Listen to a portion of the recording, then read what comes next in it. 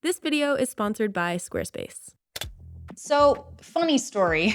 I have to be out of this Airbnb in approximately 50 minutes. That's a 5-0. The shirt I chose today is not conducive for a lavalier microphone, so it's clipped to my bra through my shirt. I just feel the need for transparency. I did run down and get a coffee. I was very concerned about having to do this video with no caffeine, so crisis averted there. All right, so this video is about how to make money as a beginner videographer. And I just want to level with you guys for a second and reminisce about when I was a beginner videographer, and looking back, what I think was the biggest game changer for me was that I showed initiative and I showed determination. Everything else is gravy. If you can do those two things, you're gonna be just fine. I know it's daunting, I know it's a lot, but luckily you've come to the right place and you were watching a YouTube video on it, and I didn't even know that I could look up YouTube videos about this kind of subject at the time, so you're one step ahead. You're getting advice from people who have legitimate careers in the business. That's me, I'm Lizzie, if you're not familiar with my channel and you just stumbled across this video. I run a video production company and I am a video producer. I now make YouTube videos, teaching photo, video tutorials, travel. I work with tourism boards. I wear a lot of hats.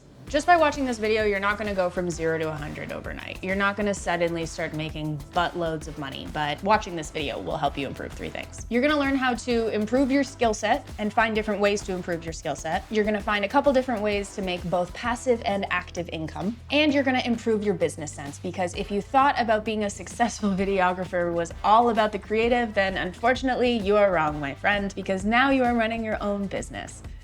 So you're gonna have to learn how to do that. You enjoying this video? Cool. Couple things I'm gonna ask you to do then. 1, maybe subscribe to my channel. 2, listen to me talk about Squarespace for a minute. Thanks. I used Squarespace to make my website.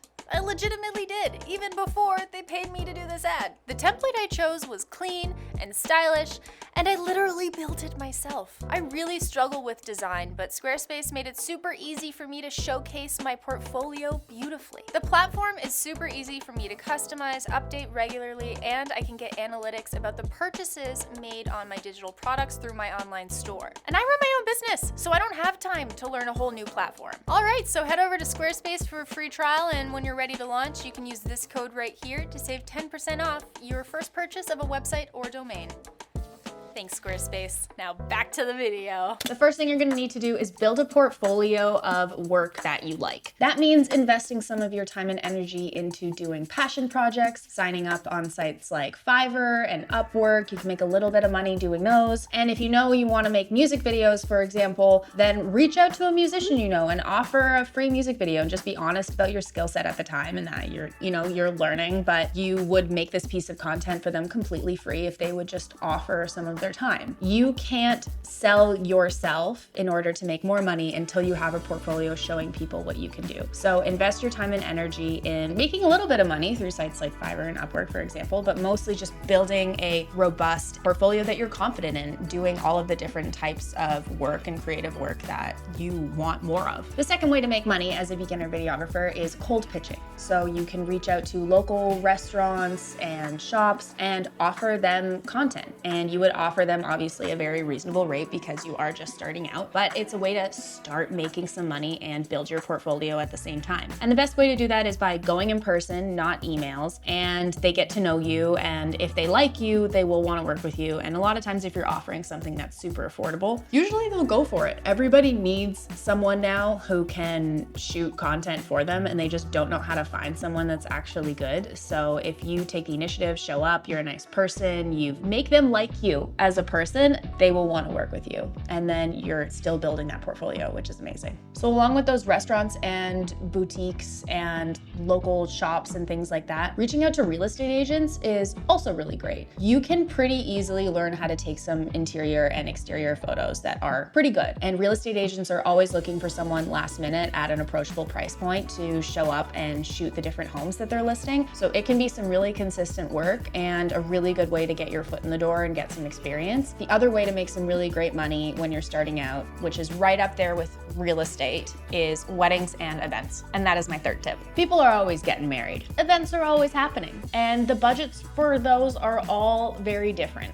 So if you start advertising yourself as a wedding videographer or event videographer, especially at a competitive price point, I guarantee that you'll find work. That's some of the first work that I did. I didn't really get into real estate too much, but I definitely did a ton of events and a ton of like event summary videos and photos and things like that. And then I did get into weddings as well. I find so many people start out doing this and it is very lucrative. It is something that's consistent, especially in those summer months. A lot of people are getting married, but events are kind of all year. So if you're looking for like your main buckets to make some consistent income, build your portfolio, I would say in weddings and events and in real estate. And I guarantee you'll start finding some consistent work that way. So those are more of your active income streams. Now let's talk a little bit about some passive income. Now, active income, if you're not familiar with these terms, is you have to show up and do the work and be active to make that money. Passive income, you do the work once and that money can continue coming in over time. That's like your layman's terms example. So a great way to make some passive income when you don't have a ton of jobs going on because you are a beginner is to start shooting stock footage. You can sign up to sites like Shutterstock, Adobe Stock, Pond5, start uploading some little video clips. And like, if you're running around just like practicing shooting,